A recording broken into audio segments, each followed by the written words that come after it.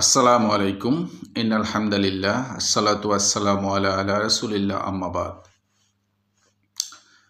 আজকে যে বিষয়টি নিয়ে আলোচনা করতে যাচ্ছি সেই বিষয়টি হচ্ছে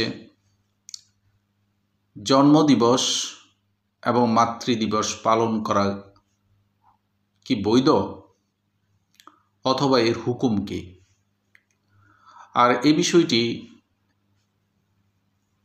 কোরআনুল কারীম এবং সহিহ সুন্নাহর আলোকে সংক্ষিপ্তভাবে আলোচনা করার চেষ্টা করব ইনশাআল্লাহ আজিজ। ইসলামে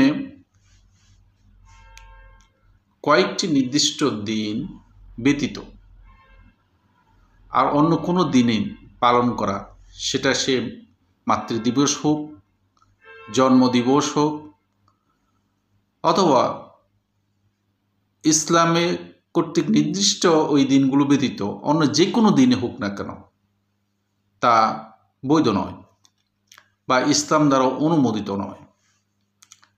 যেমন ইসলামে দুটি ঈদ, বছরে দুইটি ঈদ, ঈদুল ফিতর অ্যান্ড ঈদুল আজহা, এবং প্রতি সপ্তাহে শুক্রবার দিন। এই ছাড়া ঈদুল আজহার পরবর্তী 3টে দিন এবং হাজিদের জন্য আরাফার দিন, এই দিনগুলি হচ্ছে সুনির্দিষ্ট এবং সুনির্ধারিত দিন, মুসলিমদের জন্য আনন্দের দিন, উৎসবের দিন এবং পালন করার দিন। আর এই দিনগুলো হচ্ছে বৈধ দিন। এই দিনগুলির বাইরে অন্য যে কোনো দিনকে দিবস হিসাবে উদযাপন করা, পালন করা, সেটি মুসলিম সংস্কৃতি বা রীতির মধ্যে পড়ে না। কারণ ইসলামে ওই দিনগুলোর কোনো নির্দেশনা নেই। যেমন সেটা জন্মদিন পালন করা, মাতৃদিবস পালন করা, বাবা দিবস পালন করা, তারপরে বিবাহ দিবস, ম্যারেজ সেরিমনি যেটাকে বলা হয়, পালন করা। এগুলো ইসলামে তো এর কোনো সুনির্দিষ্ট নির্দেশনা তো নেই। হয়তো এগুলো অমুসলিমদের থেকে ইসলামী সংস্কৃতিতে বা মুসলমানদের সংস্কৃতিতে ঢুকে পড়েছে।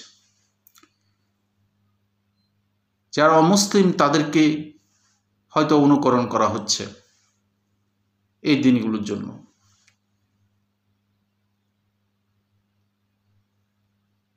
আল্লাহ এবং আল্লাহর রাসূল যে বিধান দিয়েছেন, এই বিধানের মধ্যে এগুলোর কোনো অস্তিত্ব নেই। যেগুলোর অস্তিত্ব আছে সেগুলো তো কিছুক্ষণ আগেই বলা হলো, সুনির্দিষ্ট কয়েকটি দিন। এই দিনগুলোতে আনন্দ করা, উৎসব করা বা ঈদ করা, পরস্পরকে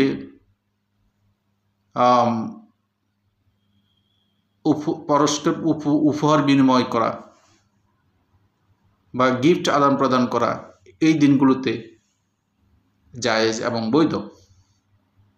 বাকি অন্য দিনগুলো পালন করার ব্যাপারে ইসলামে কোনো নির্দেশনা বা কোনো নির্দেশনা নেই।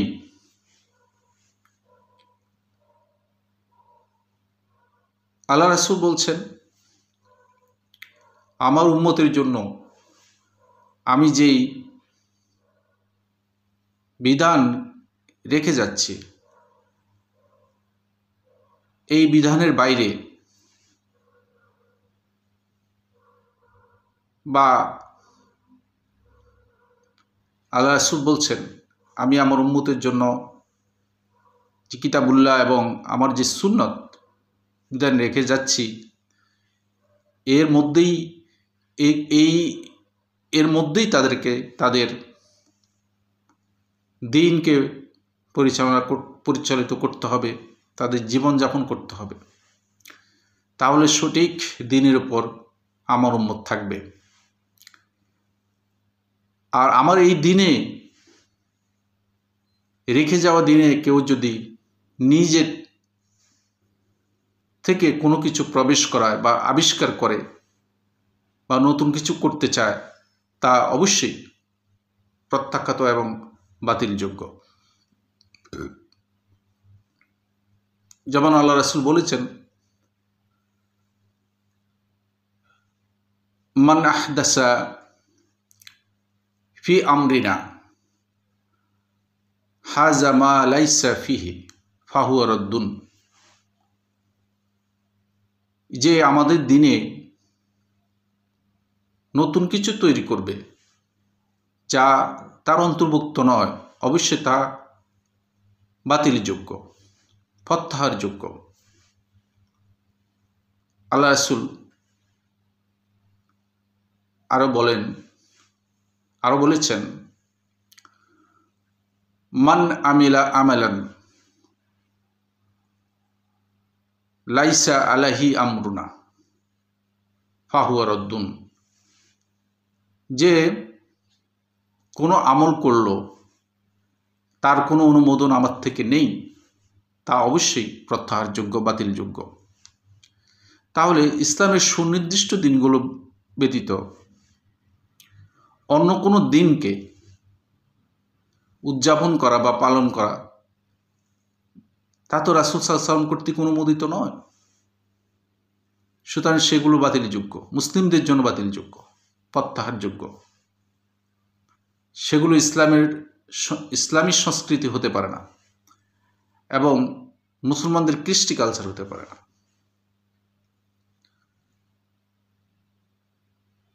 সুতরাং ইসলামী বিধান এর বাইরে, রাসূল সাল্লাল্লাহু আলাইহি ওয়াসাল্লামের সুন্নাতের বাইরে যা কিছুই করা হোক না কেন, যতই তা ভালো হোক না কেন, যতই সুন্দর হোক না কেন, যতই চিত্তাকর্ষক হোক না কেন, যদি সেটি ইসলামিক সংস্কৃতির সাথে বা ইসলামিক নীতি এবং বিধানের সাথে সাংঘর্ষিক হয়, তা অবশ্যই বাতিলযোগ্য, প্রত্যাহারযোগ্য। একজন মুসলিমের আদর্শ সেটা হতে পারে না। কারণ মুসলিম কখনো অমুসলিমকে অনুকরণ করতে পারে না, অনুসরণ করতে পারে না। বরং মুসলিমের চরিত্রকে, আদর্শকে অন্যরা অনুসরণ করবে। কারণ ইসলাম হচ্ছে সবচেয়ে অত্যাধুনিক ধর্ম, প্রগতিশীল ধর্ম। এবং এই ইসলামকে যারা প্র্যাকটিস করে, অনুশীলন করে, তারাই তো মুসলিম। এই মুসলিমকে দেখেই মুসলিমের বাইরে যারা আছেন তারা শিখবে, তাদের চরিত্রটাকে গঠন করবে মুসলিমদেরকে দেখি। মুসলিমরা কখনো অমুসলিমদের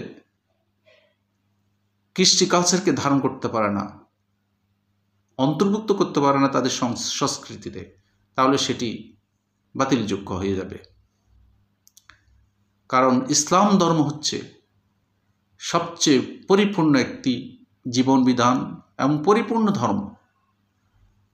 আল্লাহ সুবহানাহু ওয়া তাআলা বলছেন সূরা মায়েদা ৫ নম্বর সূরার ৩ নম্বর আয়াতে বলছেন, আউযু বিল্লাহি মিনাশ শাইতানির রাজিম, আল ইয়াওমা আকমালতু লাকুম দীনাকুম ওয়া আতমামতু আলাইকুম নি'মাতি ওয়া রাদিতু লাকুমুল ইসলামা দীনা। আজকের দিনে আমি তোমাদের দিনকে পূর্ণাঙ্গ করলাম, পরিপূর্ণ করলাম এবং আমার নিয়ামত তোমাদের প্রতি সম্পূর্ণ করলাম এবং ইসলামকে তোমাদের জন্য মনোনীত দিন হিসাবে মনোনীত করলাম, নিযুক্ত করলাম। সুতরাং ইসলাম হচ্ছে একটি পূর্ণাঙ্গ বিধান, পূর্ণাঙ্গ দিন। আল্লাহ সুবহানাহু ওয়া তাআলার ঘোষণা অনুযায়ী। তো এই দিনে অপূর্ণতা তো নেই, সুতরাং অন্য সংস্কৃতি থেকে, অমুসলিমদের সংস্কৃতি থেকে বা অমুসলিমদেরকে মুসলিমরা কেন সেটাকে অনুসরণ করতে হবে? এই জন্মদিন, মাতৃদিবস, বাবা দিবস, তারপর বিবাহ দিবস, এগুলো হচ্ছে অমুসলিমদের কৃষ্টি কালচার, এটি মুসলিমদের কৃষ্টি কালচার নয়। মুসলিমরা কেন তাদের এই কৃষ্টি কালচারকে অনুসরণ করবে? অত কথা ছিল তারাই মুসলিমদের কৃষ্টি কালচারকে অনুসরণ করবে, কারণ ইসলাম তো হচ্ছে পূর্ণাঙ্গ বিধান, এখানে অপূর্ণতা কিছু নেই। আর ইসলামই হচ্ছে আল্লাহ সুবহানাহু ওয়া তাআলার নিকট একমাত্র মনোনীত বিধান। আল্লাহ সুবহানাহু ওয়া তাআলা সূরা মায়েদার 5 নম্বর সূরার 19 নম্বর আয়াতে বলছেন, ইন্নাদ-দীনা ইনদাল্লাহিল ইসলাম। আল্লাহর নিকট, আল্লাহ বলছেন আমার নিকট সবচেয়ে মনোনীত বিধান হচ্ছে ইসলাম, পছন্দের বিধান হচ্ছে ইসলাম। সুতরাং আমরা যারা মাতৃদিবস, জন্মদিবস, বিবাহবার্ষিকী এই দিনগুলোকে পালন করি, এগুলো ইসলামের কৃষ্টি কালচার নয়, এগুলো হচ্ছে অইসলামিক কৃষ্টি কালচার, অমুসলিমদের কৃষ্টি কালচার। আর সেগুলোই ইসলামের রীতিনীতি বিধান অনুযায়ী অবশ্যই প্রত্যাহারযোগ্য, বাতিলযোগ্য। আর ইসলামে যেমন পিতামাতার প্রতি যে অধিকার দেওয়া হয়েছে সন্তানের উপর, সন্তান তো শুধু একদিন কেন, হর হামেশাই তার পিতামাতার প্রতি দায়িত্ব পালন করবে। আলাদা কেন একটি দিন নির্ধারণ করতে হবে? এটি ইসলামের স্থান পাওয়ার কোনো সুযোগ নেই। এটি হচ্ছে অমুসলিমদের কৃষ্টি কালচার। পিতামাতা যেমন সন্তানদের উপর প্রতিনিয়ত খোঁজখবর রাখবেন, ভালোবাসবেন, সন্তানরা তেমনি পিতামাতার প্রতি তাদের হক আদায় করবেন, প্রতিনিয়ত খোঁজখবর রাখবেন, একদিন জন্য নয়। সুতরাং আল্লাহ সুবহানাহু ওয়া তাআলা এই অপসংস্কৃতি এবং অমুসলিমদের এই কৃষ্টি কালচার থেকে যেন আমাদেরকে পানাহ দান করেন, বা আমাদেরকে রেহাই প্রদান করেন, বা তাতে আমাদেরকে বুঝ দান করেন, এগুলো যে অমুসলিমদের কৃষ্টি কালচার, সেই তৌফিক আল্লাহ সুবহানাহু ওয়া তাআলার কাছ থেকে কামনা করছি। আমিন সুম্মা আমিন।